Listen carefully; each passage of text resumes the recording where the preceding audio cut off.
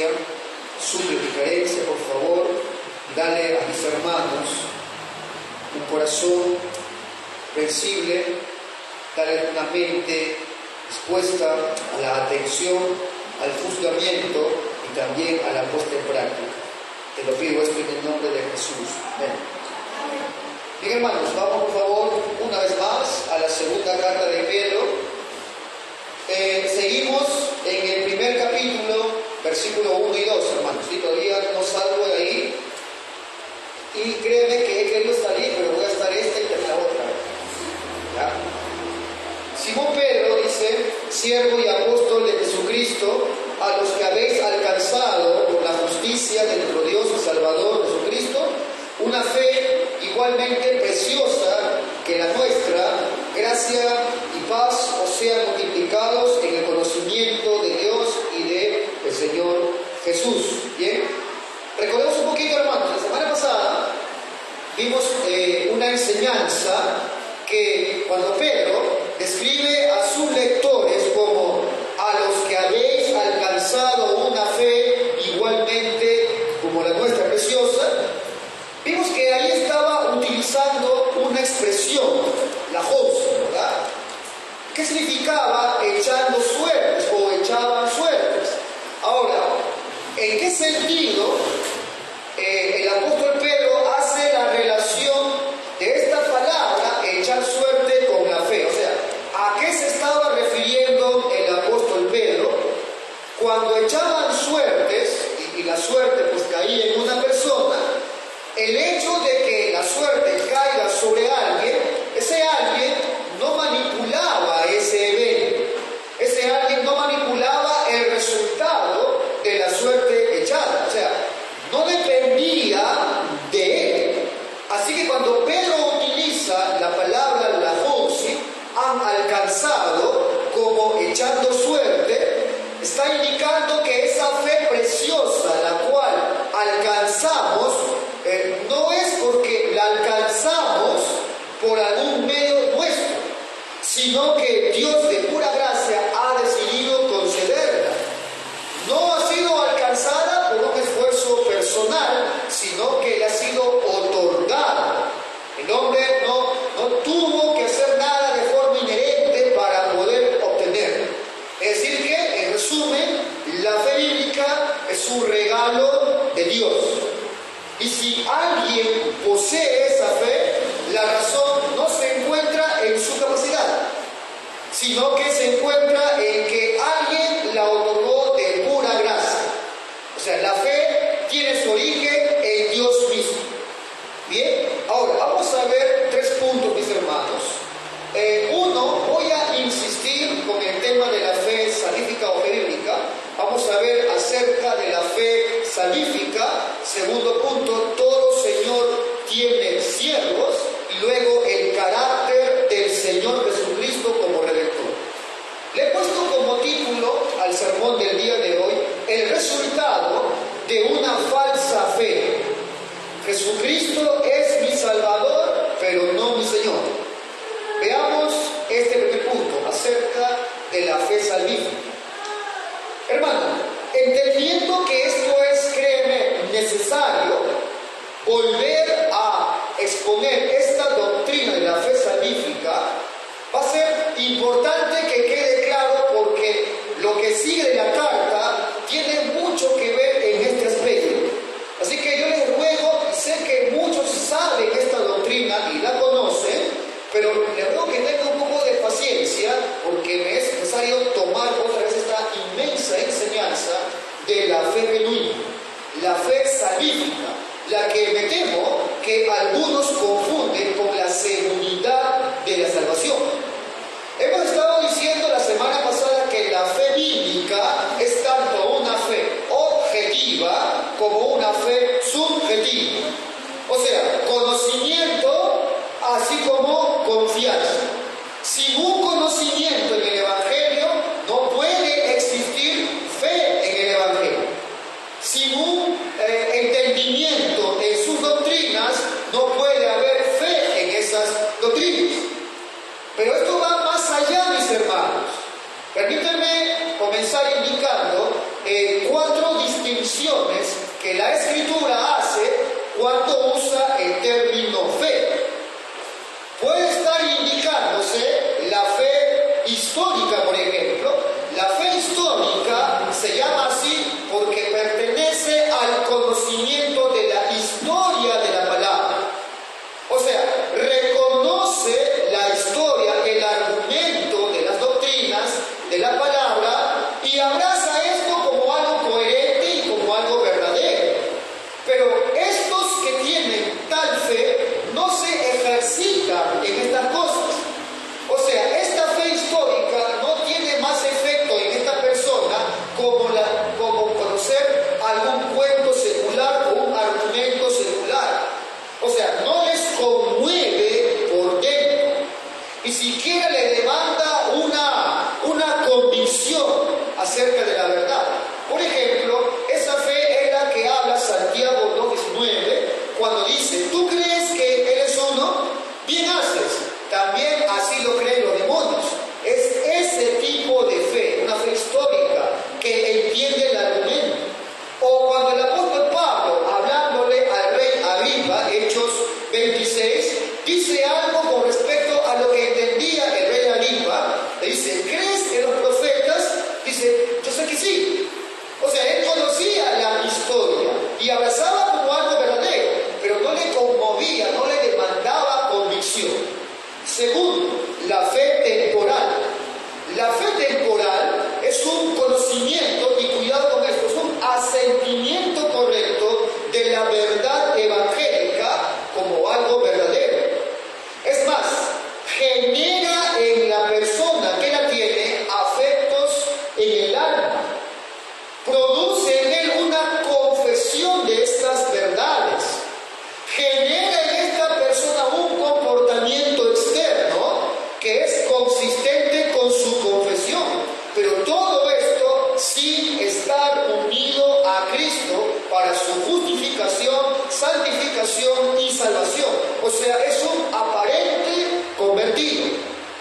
Es de esta fe que Mateo 13 nos habla, versículo 20-21. Mas el que fue sembrado en pedregales, este es el que oye la palabra, la recibe con gozo, mas no tiene raíz en sí, sino que es de corta duración.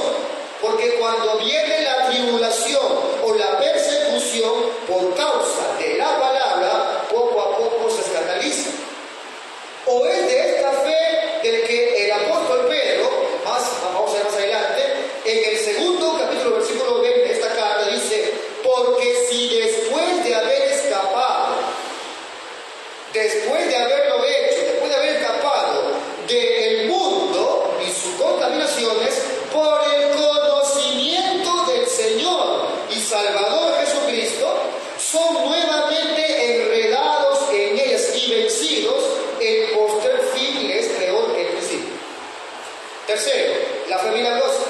Esta fe es una convicción sincera generada por la acción inmediata de Dios, de que un acto sobrenatural será obrado sobre nosotros.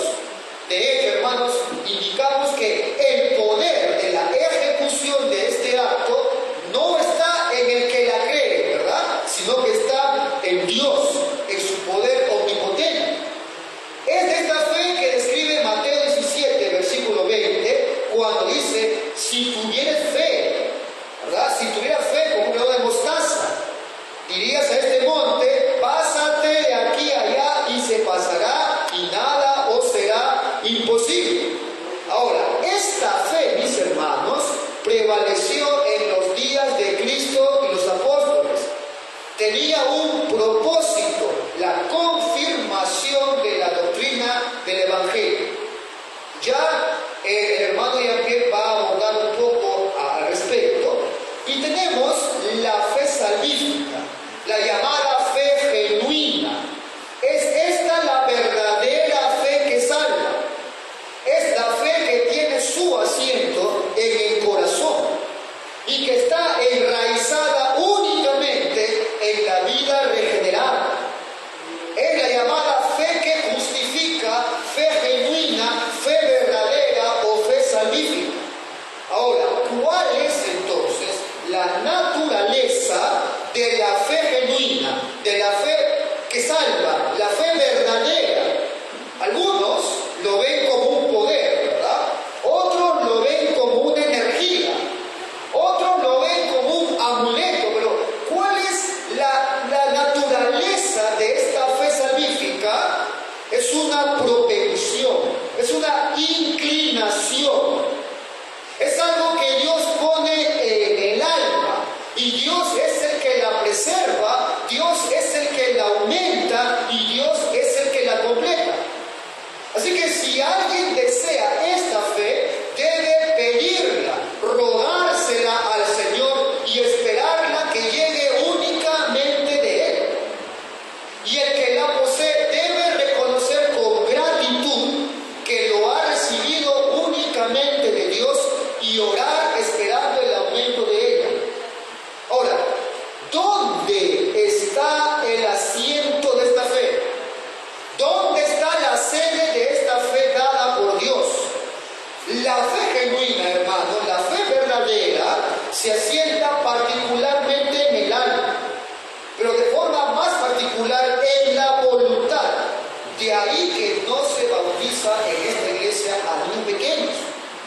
La fe, entonces, no se asienta en el cuerpo, aunque se manifiesta, o sea, la operación de la fe se manifiesta por medio del cuerpo, cuando uno confiesa la fe o cuando uno practica buenas obras. Pero el asiento de esta fe es en el alma. Romanos 10, versículo 10, dice la primera parte, porque con el corazón se cree para justicia. El término corazón indica un elemento del alma que es la voluntad. Y de paso, el alma, esto hemos estudiado ya los miércoles, tiene facultades, ¿sí? Facultades distintivas entre sí: intelecto, voluntad y afecto. Ahora, se distinguen entre ellos. El intelecto tiene los elementos de la comprensión, el juicio y conciencia. La voluntad abraza amorosamente las cosas que son deseables y rechaza cualquier cosa que la percibe como diosa. Y los afectos son los deseos o anhelos del alma. Así que cuando el hombre cree verdaderamente, cuando el hombre aplica esta fe genuina, es el alma creyente que se dedica a comprender, a querer y a desear. Cuando un hombre cree, todas las facultades del alma funcionan simultáneamente. Ahora, hermano, pastor, entonces, la fe es solamente subjetiva. La fe es un mero asentimiento ciego, pero sin conocimiento, como hoy la define el mundo, ¿verdad? Asentir algo, hermano, es validar algo verdadero. Asentir es validar algo verdadero. La fe es solamente un asentimiento ciego, pero sin conocimiento. Hermanos, el asentimiento es parte de tener fe, pero no es suficiente o no lo es todo.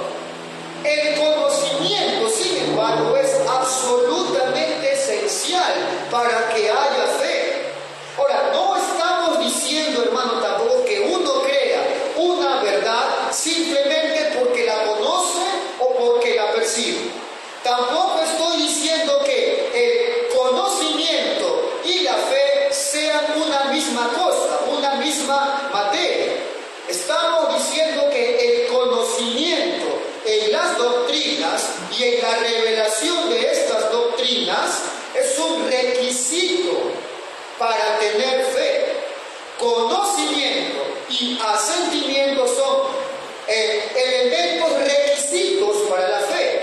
Isaías 53, versículo 11, nos dice el profeta lo siguiente, hablando de la salvación del Mesías, la salvación dada por el Señor, dice, verá el fruto de la aflicción de su alma, quedará satisfecho, escucha eso, por su conocimiento justificará mi siervo justo a muchos y llevará las iniquidades de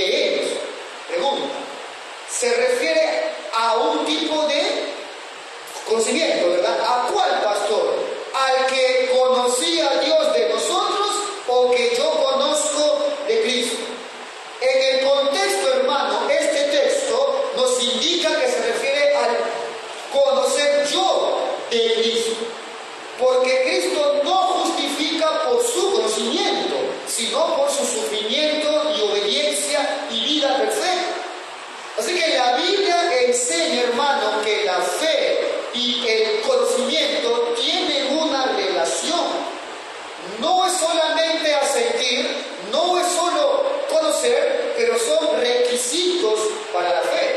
La Biblia afirma que el conocimiento es un requisito para tener la fe bíblica, la fe genuina. Juan 17, versículo 3, ¿no? Ese pasaje donde lo ves a Cristo orando a su Padre, dice él, y esta es la vida eterna, que te conozcan a ti, el único Dios verdadero, y a Jesucristo, a quien has enviado. Romanos 10, esto lo hemos leído la semana pasada, así que la fe es por el oír, y el oír por la palabra de Dios. Y dice Juan 6, escrito está en los profetas, y serán todos enseñados por Dios. Así que todo aquel que oyó al Padre y aprendió de él, viene a mí. La palabra, hermano, no tiene ningún beneficio, o sea, nadie puede obtener fe al oír la palabra a menos que uno la entienda. Ahora, algunos, buscando esquivar esto de la fe objetiva y solo basarse en subjetividades, citan, ¿no? Hebreos 11, versículo 1, ¿cierto? Es pues la fe, la certeza de lo que se espera y la convicción de lo que no se ve. Pastor, ahí está, dicen, ¿no? La fe excluye el conocer. O sea, no hace falta conocimiento, es solamente confianza nada más, creer y llegará. ¿Verdad? Te pregunto, hermano, tal vez alguien así crea, te pregunto, ¿dice el autor de Hebreos que la fe es sin comprensión? Dice el autor de Hebreos que requiere el conocimiento, no hace falta conocer. No, hermano. Por el contrario, el término certeza, original griego elenkos, significa argumento y prueba. Lo que está diciendo aquí es que la fe, esa certeza de lo que se espera, la fe, ¿qué es lo que es? Prueba algo, establece la certeza de algo. El encos es argumento, prueba. Y nada, ningún asunto en cuestión se puede demostrar ni probar si no se conoce, si no se la comprende. Y las cosas que no se ven no son cosas subjetivas meramente, se refiere a los misterios de Cristo. Los misterios de Cristo. Sin embargo, el apóstol Pablo dice que han sido revelados a los suyos por su palabra. Y la fe hace que abracemos como una verdad indudable. Por lo tanto, hermano, este texto lo que hace es probar más claramente que la fe consiste en luz y conocimiento. Ahora bien, hermano, una vez que hemos abordado este punto, conocimiento, asentimiento es un requisito para la fe, debemos dejar en claro que la fe no solo es algo intelectual. Hemos dicho que la sede de la fe genuina radica en la voluntad. Así que fe es confiar. Sin embargo, ¿cuál es la esencia de la fe, hermano? Y aquí presta mucha atención. Cuando hablamos de esencia, la esencia de una materia es aquello que define la materia. O sea, lo que define lo que algo es su esencia. La esencia de una materia la distingue, la identifica de todas las demás. Una materia tiene una sola esencia. Si hay dos materias. Así, hermano, la fe tiene una sola esencia, que es exclusiva de la fe sola. Y aquí hay muchos que confunden con la esencia de la fe, con los resultados de la fe. Veamos en qué no consiste la naturaleza, la esencia de la fe. 4 puntos. La fe, hermano, no consiste en el amor. Es decir, el amor no es la esencia de la fe. ¿Por qué, pastor? Porque la fe y el amor son virtudes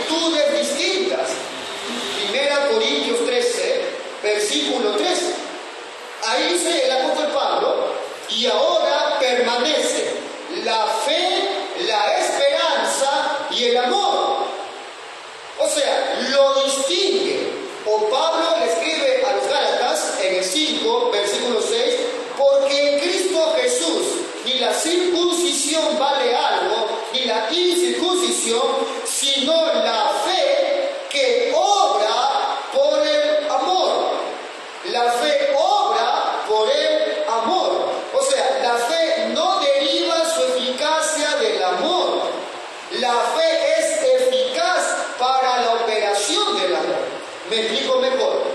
Muchos han terminado confiando en el objeto de su amor, asignándole a lo que ellos aman fe salvífica. Por ejemplo, muchos aman la vida de iglesia, ¿verdad? Aman la vida en comunión. Les encanta compartir con creyentes y terminan confundiendo que es en virtud de esa comunión deliciosa que a ellos les agrada y aman y les llena, les hace sentir bien que son salvos. Hermano, tú puedes estar todos los cultos si quieres, todos los estudios que brinda la iglesia, en toda la actividad, sentirte muy amado aquí en la iglesia y amar a medio mundo, y con todo eso no estar unido a Cristo.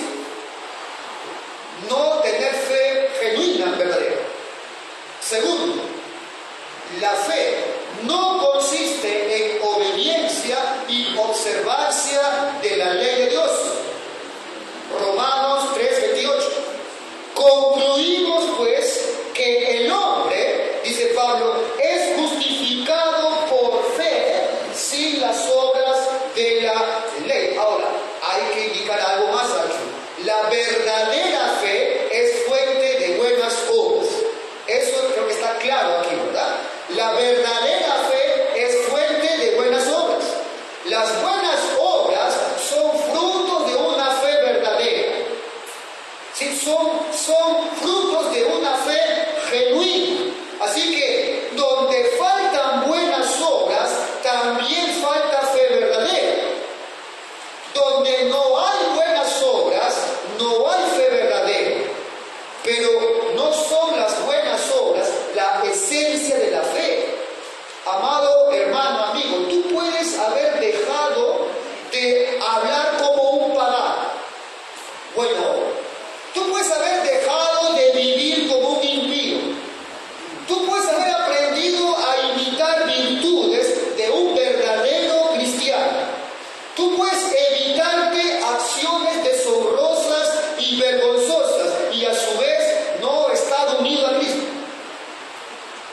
Otro, la esencia de acá, algunos se van a escandalizar, la esencia misma de la fe salvífica no consiste en confiar en que Cristo es mi Salvador. Vale decir, no consiste en confiar meramente que Cristo murió por mí. Cuando uno va a la Escritura, encuentra que ciertamente la Biblia ordena a los que oyen el Evangelio que crean en Cristo. No que crean en Cristo como su Salvador. No hay un solo texto en la Biblia que apoye esto. Nos llaman a creer en Cristo. Hacer de esto, hermano, un mal. Decirle a alguien, debes confesar que Cristo es tu Salvador, que ha escrito tu nombre en el libro de la vida y ahora debes creerlo, es una de las herejías más grandes del siglo. Porque eso no está en la Biblia, al menos no parece incrédulo. Porque el tal dirá, ¿eso es todo? ¿Que solamente debo creer que Él murió por mí y me salvo tan sencillo? Hermano, creer genuinamente que Cristo es mi Salvador pertenece a la seguridad de salvación. No confundir, hermano, con la esencia. Es un fruto de la fe que alguien crea plenamente que Él es su Salvador. Hay muchas personas con una fe temporal que están seguros de que Cristo murió en una cruz. No tienen duda de que Cristo murió en una cruz. No tienen duda de que Cristo murió por su pueblo. Sin embargo, aún con todo, no tienen fe verdadera. Y morirán engañados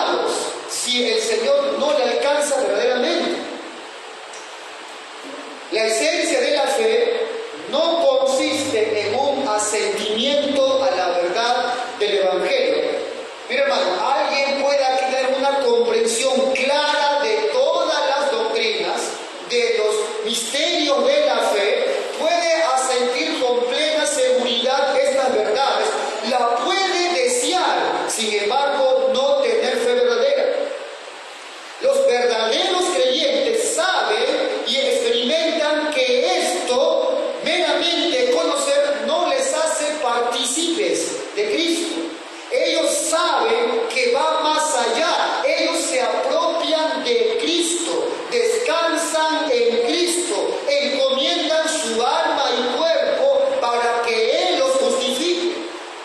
Por tanto, si alguien solo tiene asentimiento y conocimiento, debe estar seguro que tiene solamente una fe temporal o histórica.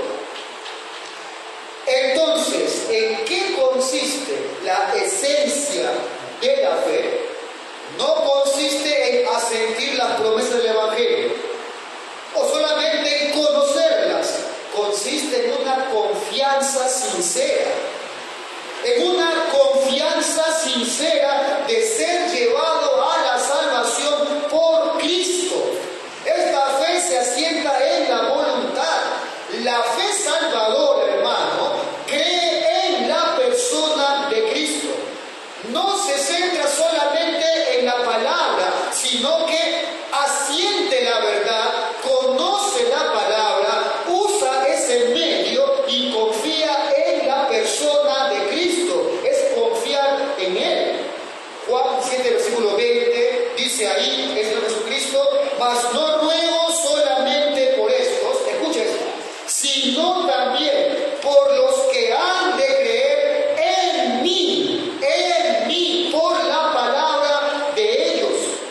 La fe no es solamente recibir el testimonio de la palabra, sino que la fe une el alma de la persona con Cristo.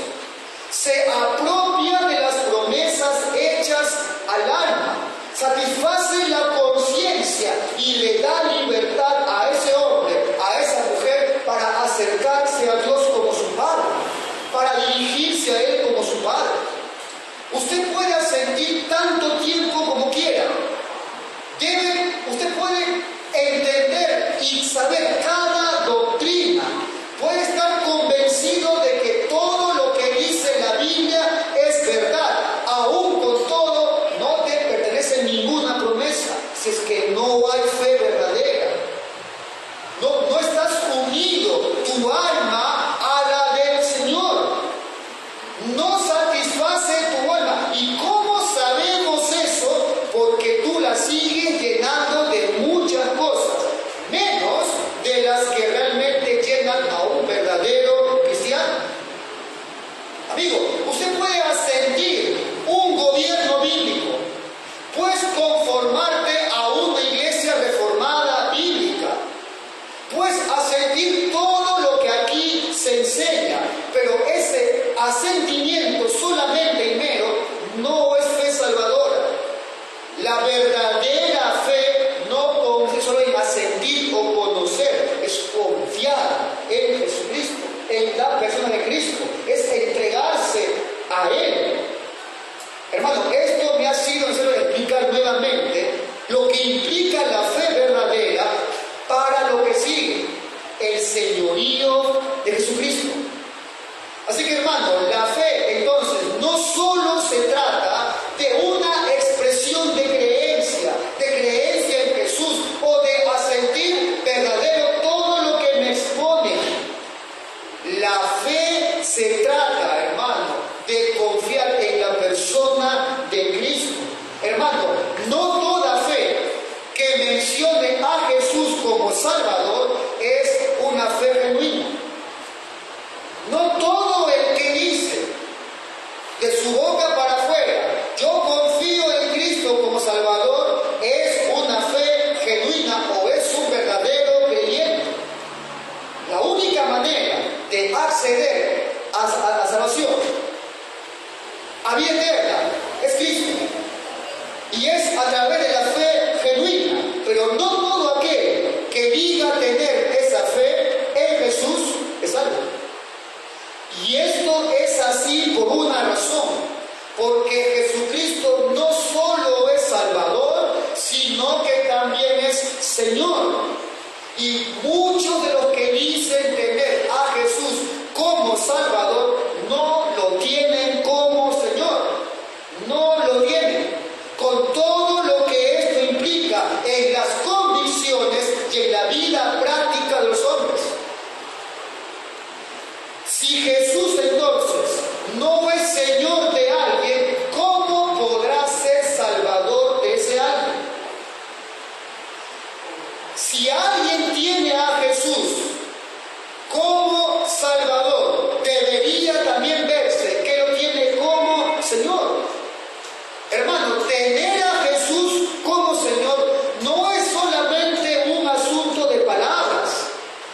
Muchos le llaman a él, Señor, Señor. Tendrán que escuchar de él mismo. Nunca los conocí. Apártense de mí, malignos. ¿Es Cristo su Salvador? Así que también debe ser su Señor. ¿No es Jesús tu Señor? Hermano, con toda seguridad tampoco es tu Salvador.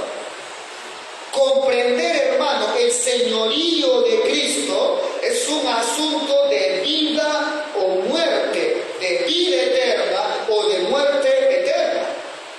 Pedro arranca así su carta. Simón Pedro, siervo y apóstol de Jesucristo. ¿Por qué? ¿Por qué cuando comenzó su primera carta se presentó como apóstol de Jesucristo? Segunda carta inicia diciendo siervo. ¿Cuál es la razón? Hay una razón importante, hermano. El apóstol Pedro está escribiendo una carta cuyo tema son los falsos maestros, de los cuales Pedro va a advertir y denunciar que niegan el señorío de Cristo, doctrinalmente y en su vida práctica. Segunda de Pedro 2, falta un poco más adelante, versículo 1 dice ahí, pero hubo también falsos profetas entre el pueblo, como habrá entre ustedes falsos maestros, que introducirán encubiertamente herejías destructoras y aún negarán al Señor que lo rescató, atrayendo sobre sí mismos destrucción repentina. Entonces, ¿qué tiene que ver que estos falsos maestros nieguen su señorío, tanto doctrinalmente como en la práctica, que Pedro se indique a él como siervo? Que todo Señor tiene siervos. Todo Señor tiene siervos. Negar el señorío de Cristo, ya sea doctrinalmente o en la práctica, te excluye, te aparta de ser su siervo. De ahí que Pedro se identifica como siervo, o sea, está reconociendo el señorío de Cristo sobre su propia vida. Ahora, esta palabrita, siervo, esto yo le he puesto un día miércoles ampliamente. Pueden buscar ustedes la enseñanza. La palabrita siervo viene de un término griego original que es doulos, ¿verdad? O dulos, algunos lo dicen así.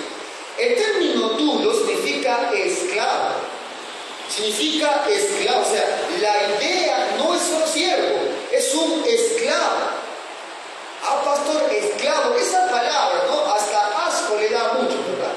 Ah, pastor, qué palabra tan fea, esclavo, ¿no? Esclavitud suena a un término anacrónico, ¿no? Es una mala palabra para este siglo XXI, para esta generación. No, eso de la Edad Media. A mí Cristo me llamó a libertad. Hoy se le llama mejor servidores, ¿no? Colaboradores, embajadores, príncipes del reino, ¿verdad? Embajadores del reino. Pero esclavos muchos no buscan. Cuando uno lee las cartas de Pablo, por ejemplo, Efesios 6, versículo 5, cuando dice ahí siervos, usa el término dulos, esclavo, obedecer a vuestros amos, y ahí usa el término kyrios, o sea, un señor. ¿Qué es lo que está indicando aquí la Biblia? No solamente habla de siervos, habla de esclavos. Un siervo tiene un jefe, un esclavo tiene un amo, y es de eso que está hablando Pablo acá. Un sirviente se contrata, un esclavo se posee. Según Murray Harris, es un doctor en teología del Nuevo Testamento, dice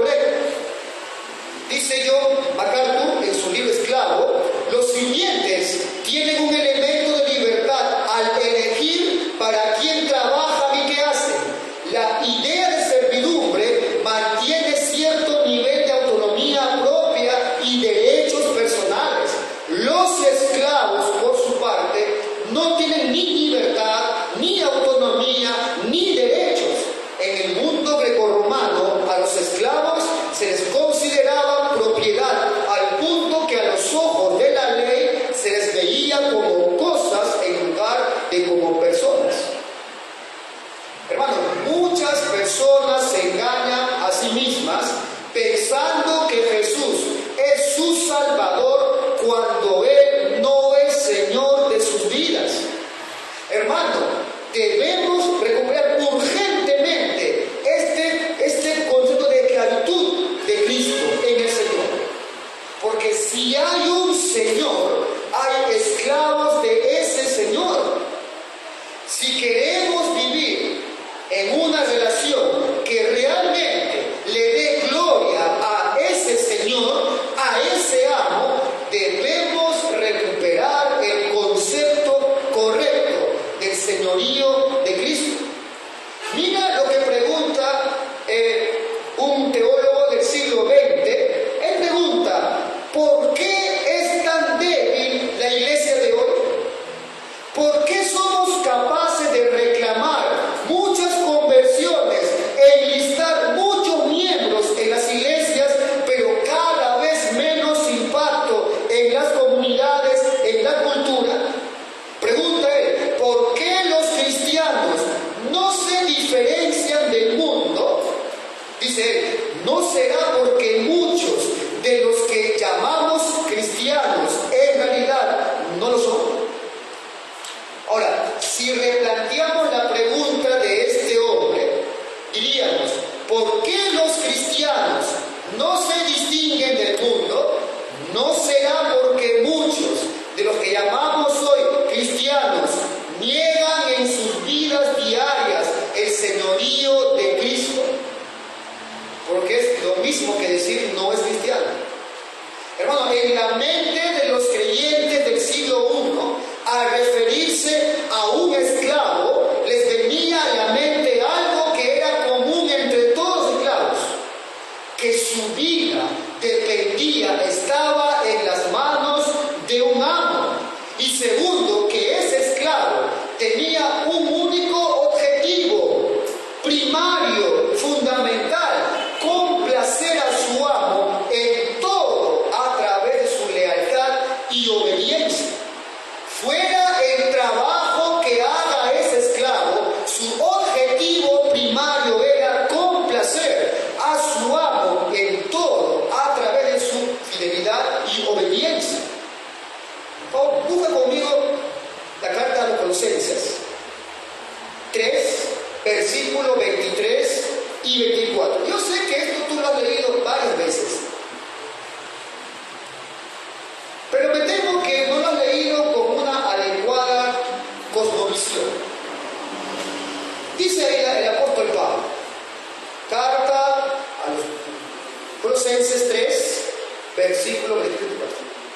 Dice, todo lo que hagáis, ¿sí?, hacedlo de corazón, como para el amo, para el Señor, y no para los hombres, sabiendo que del Señor recibiréis la recompensa de la herencia, porque a Cristo el Señor servís.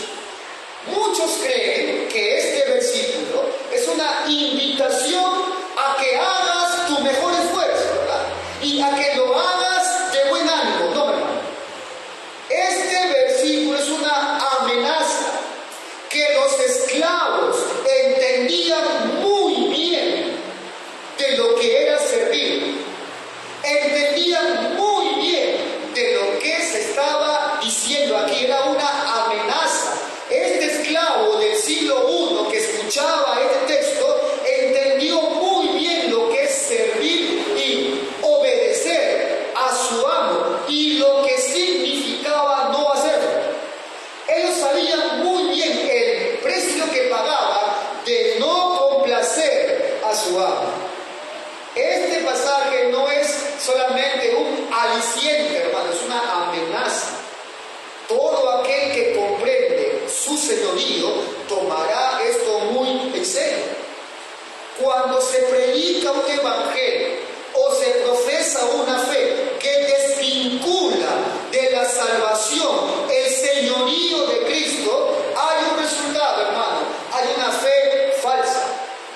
Pretender que Jesús es un salvador que te salva del infierno sin convertirse en Señor y amo de los que salva es una ilusión, hermano. Es es una idea dañina, ilusoria y antibíblica. Todo aquel que profesa ser cristiano debe estar consciente de lo que está profesando es que es un esclavo y que su Señor es Jesús. No es menos que eso, hermanos, ser cristiano. No es menos que eso. Si alguien no gusta del término esclavo, no sé, le parece muy retrógrado, muy hiriente, anacrónico, anticuado, debe ser quitado de nuestro vocabulario porque es muy ofensivo para el siglo XXI. Lo mejor que puede hacer es mantenerse lo más alejado posible de una iglesia bíblica. Porque esta iglesia, las bíblicas, están compuestas de esclavos que ya no viven para sí, sino que viven para su amo.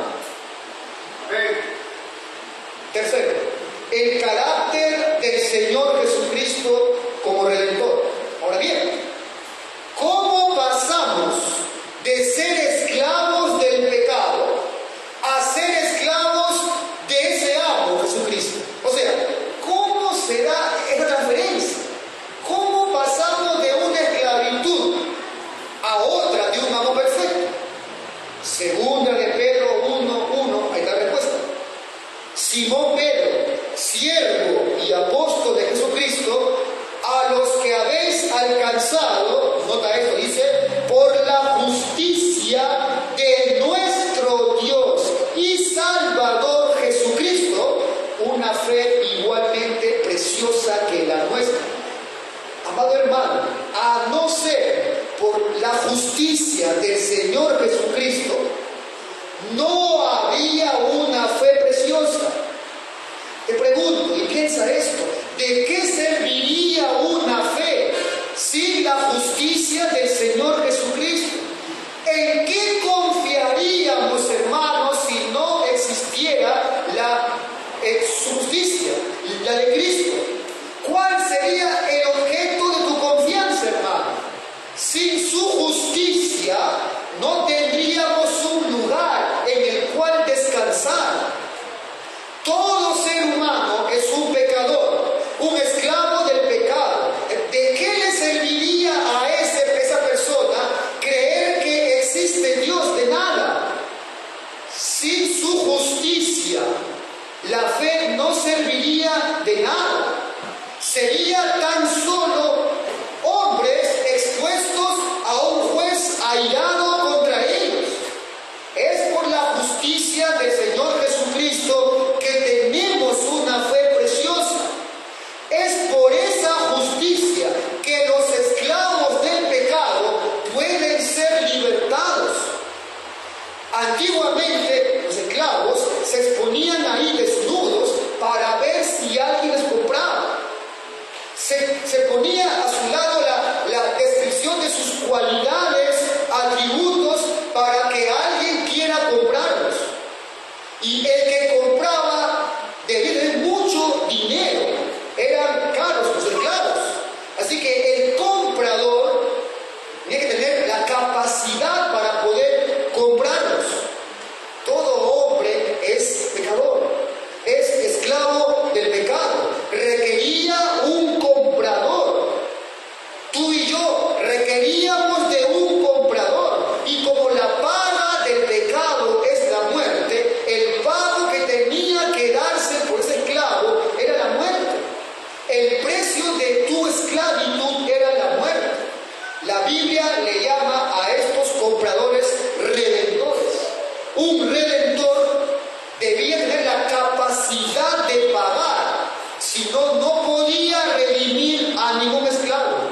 Cuando Pedro dice aquí, habéis alcanzado una fe preciosa por su justicia, la de Cristo, está señalando a ese redentor.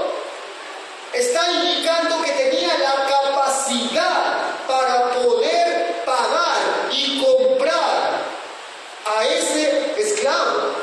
Está indicando sus atributos, plenamente hombre y plenamente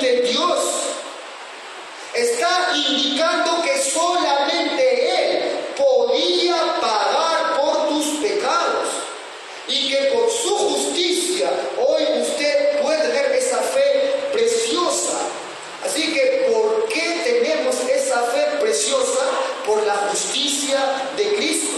Y eso, hermano, demanda servirle ahora a ese amo, a ese Redentor. Mateo 1, versículo 21, hablando ahí de forma profética acerca de Cristo, el Salvador, dice: y dará a luz un hijo, llamará su nombre Jesús. ¿Por qué? Porque Él salvará a su pueblo, ¿de qué dice? ¿De sus temores? ¿De sus problemas? No, dice de sus pecados. De sus pecados. Hermano, ¿usted cree eso? Te pregunto, ¿usted cree que Jesús fue plenamente Dios? ¿Usted cree que solamente Él cumplía las condiciones para poder redimirte? ¿O es lo que piensa que no importa en lo que yo crea, no importa en cómo yo viva, total, Dios igual me salva del infierno? ¿Eres tú de los primeros o segundos? Si eres los segundos, es lo que piensa, no importa en lo que yo crea, no importa cómo viva, Él entiende. Te llamo a que te arrepientas de esa forma de pensar. Te llamo a que le ruegues al Señor realmente que te dé vida y que puedas confiar genuinamente en Él. Pero si eres los segundos, déjame decirte algo más. Usted que ha recibido esa fe preciosa, permítame decirle algo más. Cuando estos esclavos eran comprados, ese Redentor iba al mercado, escogía a su esclavo según la actividad o qué provecho podía sacar de él. El precio del esclavo era según el bien que podía brindar a su amo. Te pregunto, ¿qué capacidad había en ti y en mí? ¿Qué podíamos darle a ese Redentor? ¿Qué podíamos darle al Señor? ¿Qué necesitamos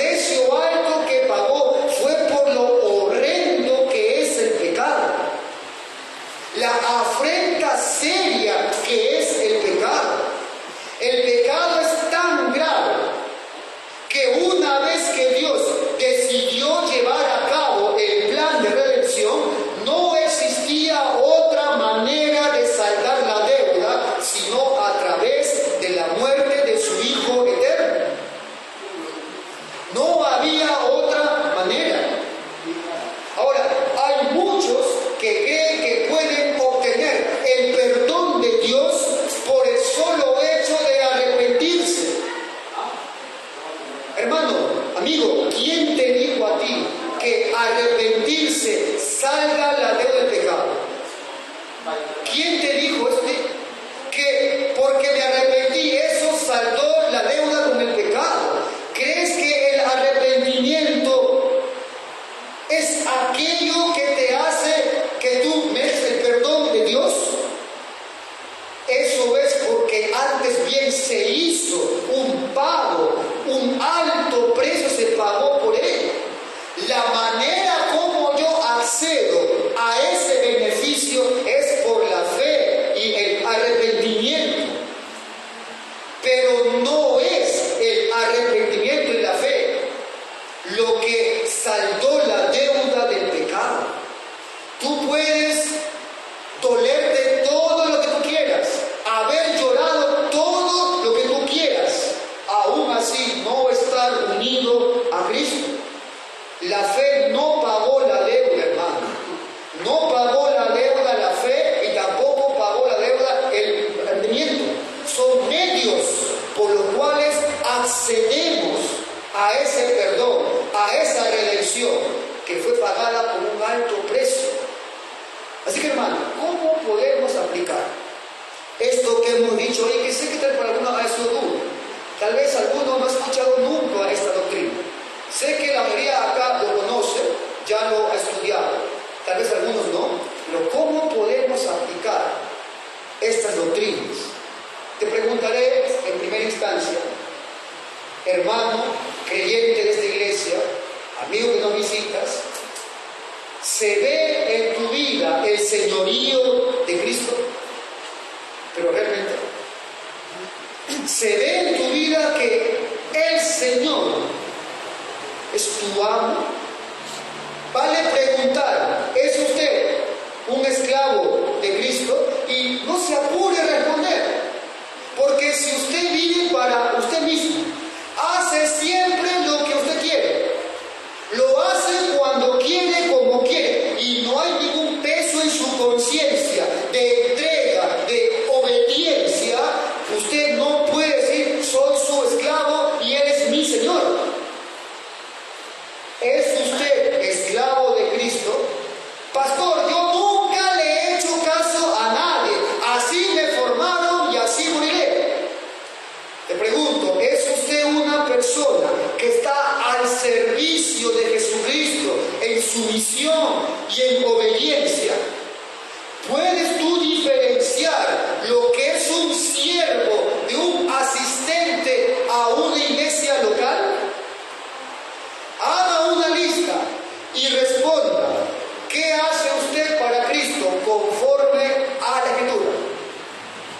Haga una lista y responda, ¿qué hace usted para Cristo conforme a la Escritura? Y muchos deberán bajar la cabeza. Deberán arrepentirse, porque aquí hay gente que no es sierva de Cristo porque no le obedece. No viven para Él. Han querido recibir su gracia, su salvación, pero no tienen nada que decir en cuanto a cómo le sirven, en cuanto a cómo le obedecen. No tienen nada que mostrar, nada que afirmar, no tienen nada que mostrar en cuanto a ser esclavos de Cristo. No hay ninguna marca de sacrificio que mostrar. No hay una vida de esclavo, no hay señorío de Cristo. Te pregunto, hermano, ¿es tu identidad la de un esclavo? ¿Acepta usted gustosamente este título? Es decir, un esclavo de Cristo. ¿Acepta usted la realidad de que si es creyente, usted es propiedad exclusiva, personalmente responsable de Cristo? Singularmente